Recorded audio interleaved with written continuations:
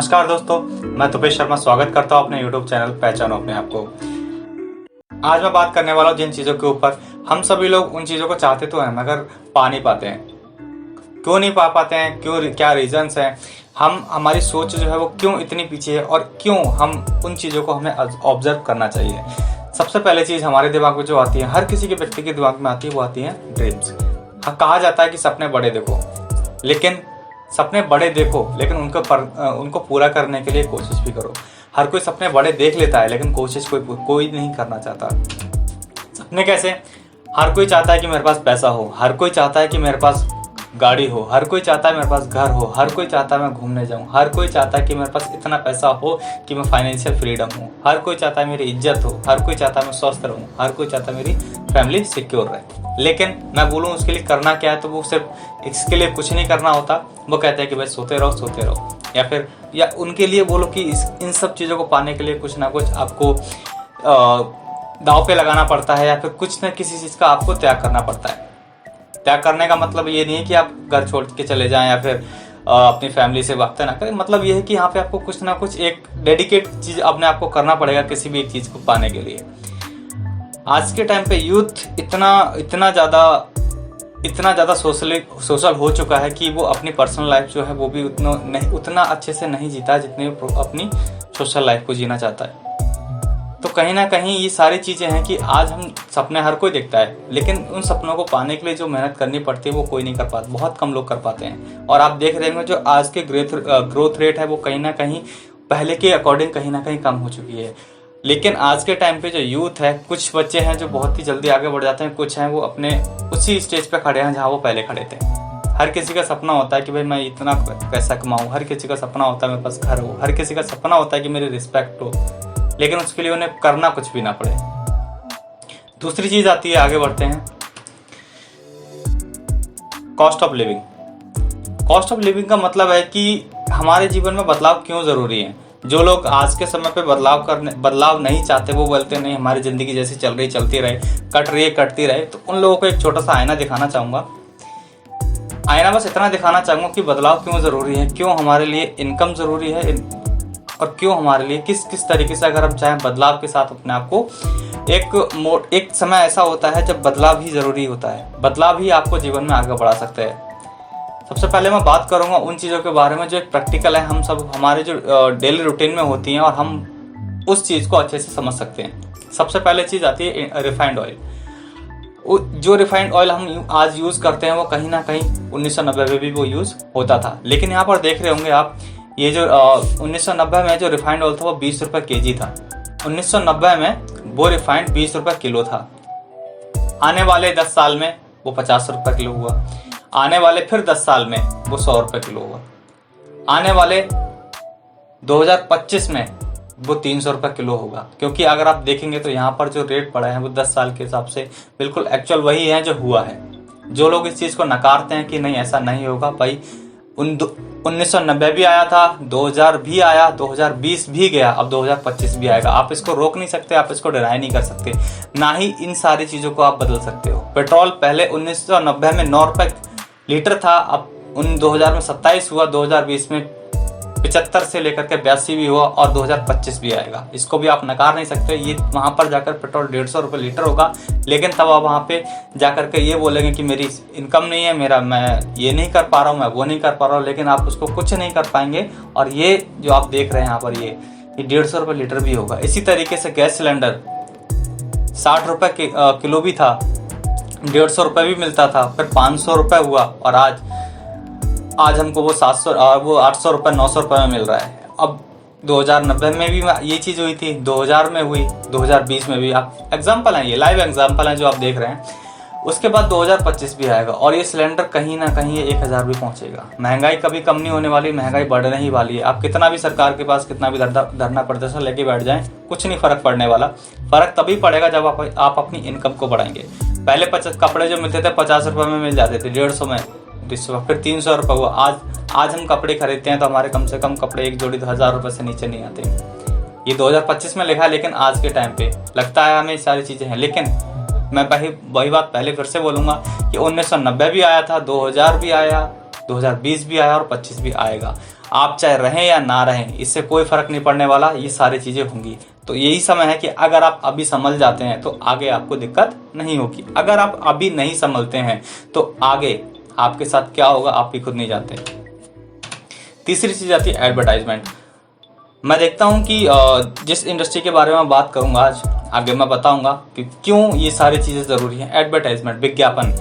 हम देखते हैं कि विज्ञापन टीवी पे ऐड आते हैं, किसी ने भी ऐड किया आकर के हम उसी के द्वारा की हुई सारी चीज़ों को समझने लगते हैं कि हाँ उसने ऐड किया तो ठीक है। सफोला, मैं किसी की बात नहीं कर रहा, एक बस आपको एग्जांपल के तौर पे समझाना चाहता हूँ कि सफोला जो लोग गांगुली जी ऐड करते थे उसके बारे में कहीं ना कहीं देखिए समझने वाली ज़रूरत है कि वो उस चीज़ को नहीं, सफोला यूज़ नहीं करते होंगे लेकिन उसका एडवर्टाइजमेंट करते थे। क्यों? क्योंकि उस एडवर्टाइजमेंट करने का उन्हें पैसा मिलता था। मैं वही चीज़ आपको बता रहा हूँ, ये आज का समय है। क्यों? मैं आगे बताऊँगा किस इंडस्ट्री में ये सारी चीज़ें पॉसिबल हैं। क्यों एडवर्टाइजमेंट ज़रूरी है? ज़रूरी इसलिए है क्योंकि आप देखेंगे कोई भी ऐड करता है तो एडवर्टाइजमेंट फ्री में नहीं करता, उसके लिए पैसे लेते हैं। मैं बात करूँ एक एग्जांपल के, विराट कोहली इंडियन क्रिकेट इतिहास के एक ऐसे प्लेयर हैं जिनको आज हर कोई बच्चा जानता है। लेकिन मैं बात करूँ उनके इनकम की, तो इनकम जो उनका प्रोफेशन है उससे वो लगभग 150 करोड़ रुपए पर मंथ कमाते हैं, पर ईयर। जो उनकी इनकम है उस प्रोफेशन से वो 150 करोड़ कमाते हैं एक साल में। लेकिन उसी जो उनका साइड, हम एक तरीके से एडवर्टाइजमेंट या साइड बिजनेस बोल सकते हैं, जिससे वो कमाते हैं 196 करोड़। क्यों? ये लोग क्यों करते हैं? ये पागल तो है नहीं, पैसा तो इनको भी भरपूर मिला है, लेकिन इनको पता है कि कहीं ना कहीं इस एडवर्टाइजमेंट से वो अपनी इनकम को बढ़ा सकते हैं। तो यही मौका आज के टाइम पे हमें मिलने वाला है। क्यों? हम एडवर्टाइजमेंट, हमें पता प्रॉब्लम क्या होती है? हमें प्रॉब्लम आती है अपने आप को रिप्रेजेंट करने में। रिप्रेजेंट कैसे करने में? मैं गया मार्केट के अंदर, मेरे को कोई रिलेटिव मिल गया, भाई तू क्या करने लगा? तू भी बेचने लगा, तू चिप्स बेचने लगा, तू बैग बेचने लगा, तू ये करने लगा, बस यही काम बचा था। तो हमें क्या ना गिल्टी फील होता है, हमें शर्म आने लगती है कि भाई यार मेरे रिलेटिव क्या बोलेंगे, मेरे दोस्त क्या बोलेंगे, मुझे मेरे साथ वाले क्या बोलेंगे। तो हमें ऐसा लगता है कि हमारी इज्जत जाती है। भाई तुम्हारी इज्जत है कौन सी जो चली जाएगी? सबसे पहली चीज़, भाई जिसके पास पैसा है आज के टाइम पे उसी की इज्जत है, जिसके पास पैसा नहीं उसकी कोई इज्जत नहीं करता।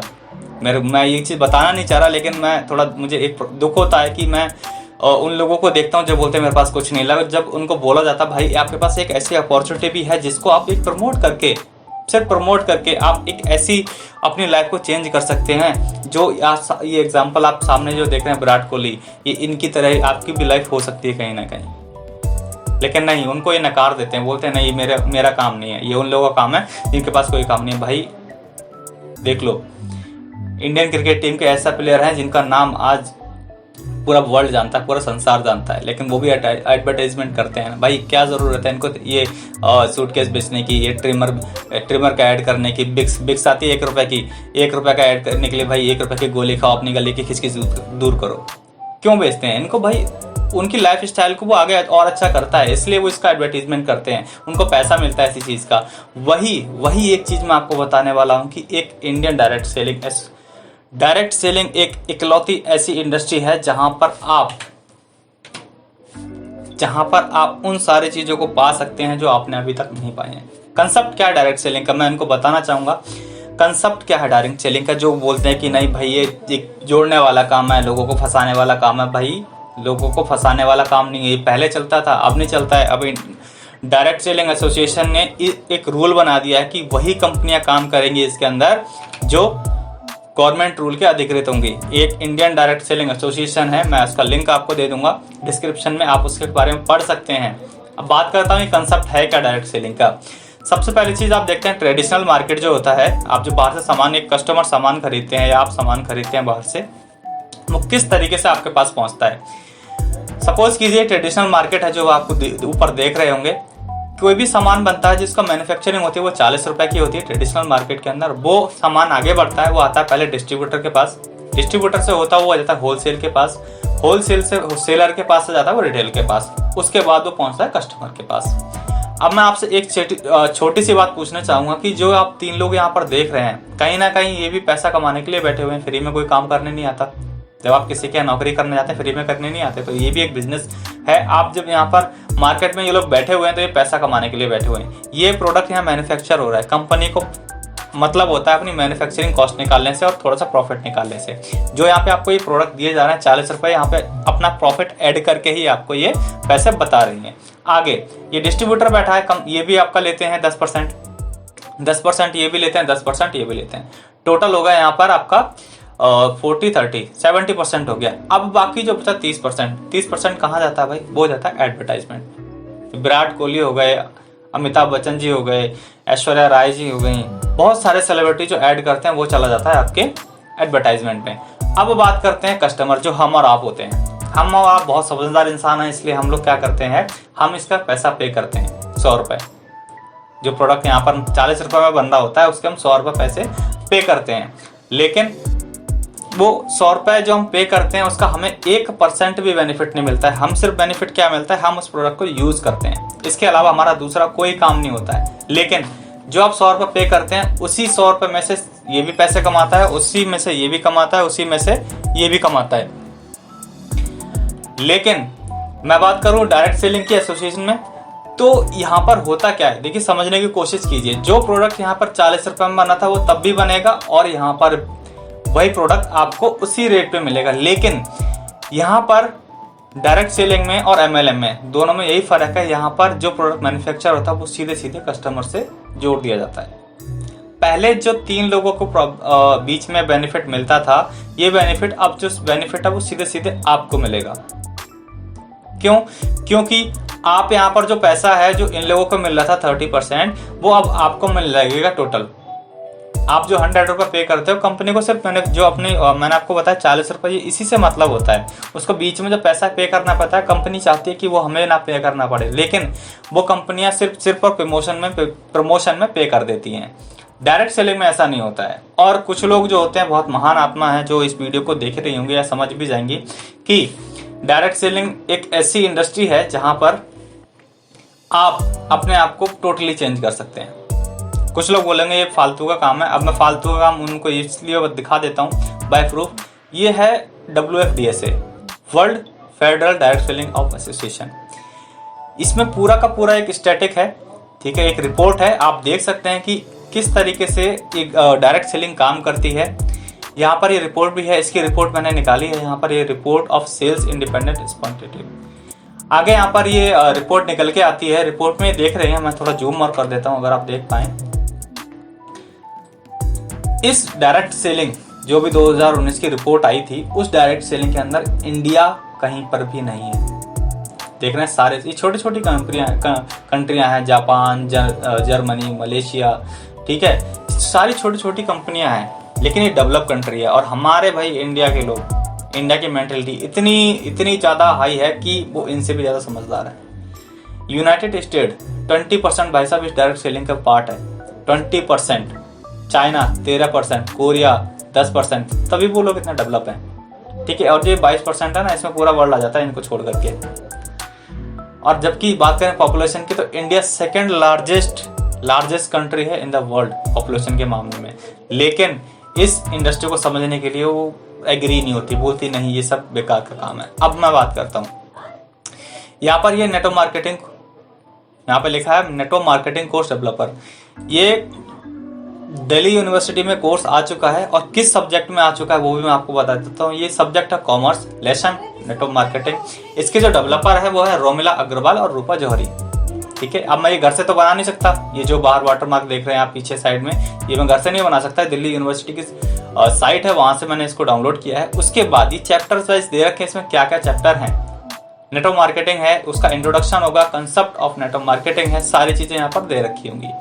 उसके बाद नेटवर्क मार्केटिंग में आप जब उसको इस चीज को पढ़ेंगे तो आपको क्या मिलेगा, understand the concept of network marketing, आप इसके बारे में समझेंगे इन सब चीजों को पढ़ने के बारे में। बात नेटवर्क मार्केटिंग का सीधा सीधा फंडा है। देखिए यहाँ पर मैं आपको बता रहा था कि मैन्युफैक्चरिंग, नेटवर्क और डिस्ट्रीब्यूटर और कंज्यूमर, यहाँ पर जो प्रोडक्ट है वो मैन्युफैक्चरिंग से आता है और जो हमारी कंपनियां उससे होते हुए सीधा कंज्यूमर के पास जाता है। ये इसका कंसेप्ट है सीधा सीधा। ज्यादा आप दिमाग ना लगाएं अभी, क्योंकि जब आप अपने आप से दिमाग ज्यादा लगा लेते हैं तो दिक्कत हो जाती है, ठीक है। और जो लोग बोलते हैं भाई ये बेकार फालतू है, तो मैं आपको बता दूं, ये 1940 से 1940 से नेटवर्क मार्केटिंग चल रही है, डायरेक्ट सेलिंग जिसे हम बोलते हैं। और ये शुरुआत जो हुई थी वो जेवियन एंडल और रिचर्ड डेवियोस ने की थी।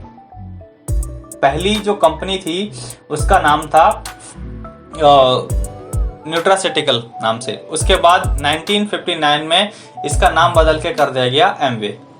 ठीक है, तो ये बहुत सारी चीजें ऐसी हैं जो आपको समझनी चाहिए। भाई किसी के कहने पे भरोसा मत करो, आप उस चीज को प्रैक्टिकली समझो, पढ़ो उसको। अब ये मैं नहीं कह रहा, ये दिल्ली यूनिवर्सिटी कह रही है। एक ही सिंगल ऐसा एक प्लेटफॉर्म है जहां पर आप आकर के बिना किसी इन्वेस्टमेंट के एक इतना बड़ा एम्पायर क्रिएट कर सकते हैं। और ये काम कैसे करती है, देखिए यहाँ पर आप जब किसी भी काम को शुरू करते हैं, आप इंडिविजुअली कुछ भी नहीं कर सकते। आज रतन टाटा, अनिल अंबानी इतना बड़ा एम्पायर खड़ा कर पाए, वो सिंगल नहीं कर सकते। अगर एक व्यक्ति अपने आप को सिर्फ कुछ कर सकता है तो वो एक नौकरी कर सकता है, इसके अलावा कुछ नहीं कर सकता। अगर आपको पैसा कमाना है तो एक वो बिजनेस से कमा सकते हो, और उस बिजनेस को रन करने के लिए सिंपल चीज की एक टीम लगती है। वही मैं आपको बताने की कोशिश कर रहा हूँ कि direct selling is a concept of business very easily. यहाँ पर समझिए, एक लोग हैं, आप जब किसी के साथ इंट्रोड्यूस होते हैं तो आप सिंगल होते हैं, लेकिन जब आप जैसे जैसे लोगों को शेयर करना शुरू करते हैं तो आपकी एक टीम स्ट्रेंथ बन जाती है, जहां पर आपकी टीम काम करती है आपके लिए।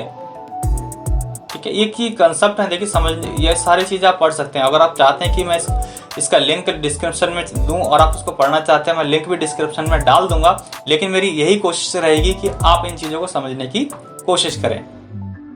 राइट, आगे चलता हूं। दोस्तों समझने की कोशिश कीजिएगा, और मैं जो बताने की कोशिश की है मैंने आज, उसको समझिए। क्योंकि आज के टाइम पे आप बिजनेस को खड़ा करने के लिए, देखिए बिजनेस करना business is not simple things, but अगर आप चाहते हैं कि बिजनेस ग्रोथ करे तो आप टीम के साथ काम करें। सेकंड चीज, direct selling is the single way of you can success without any investment. हाँ, थोड़ा समय लग सकता है, क्योंकि देखिए जिस पानी से फसल सड़ती है उसी पानी से अच्छी भी होती है। तो इसके बारे में जो लोग बुराइयां करते हैं, तो आप उन चीजों को ना फोकस करके इसकी अच्छाइयों पे फोकस करें। मैंने आपको वही एग्जांपल फिर से दूंगा कि जिस पानी से फसल सड़ती है उसी फसल को पानी ठीक भी करता है। तो इस भ्रम में ना रहें कि नेटवर्क मार्केटिंग बहुत गलत है, बहुत गलत प्लेटफॉर्म है। नेटवर्क मार्केटिंग एक साफ सुथरे चीज है, लोगों ने इसको गलत कर रखा है, और लोग हम और आप ही लोग हैं जो इन चीजों को गलत करते हैं। अगर मैं वही किसी कार्य को अच्छे से करता हूं तो उसमें दिक्कत नहीं आती है। उसी काम को करते मैं किसी भी गलत चीज को अपनाता हूं तो वो गलत हो जाती है। तो थैंक यू, और इस वीडियो को जरूर शेयर कीजिएगा अगर आपको लगता है कि मैंने जो आपको बताया वो सही है। और अगर आप जो चाहते हैं कि मैं इसके बारे में और भी आगे वीडियो बनाऊं या फिर और भी आपको इसकी जानकारी, तो प्लीज मुझे आगे बताइएगा। Thank you very much.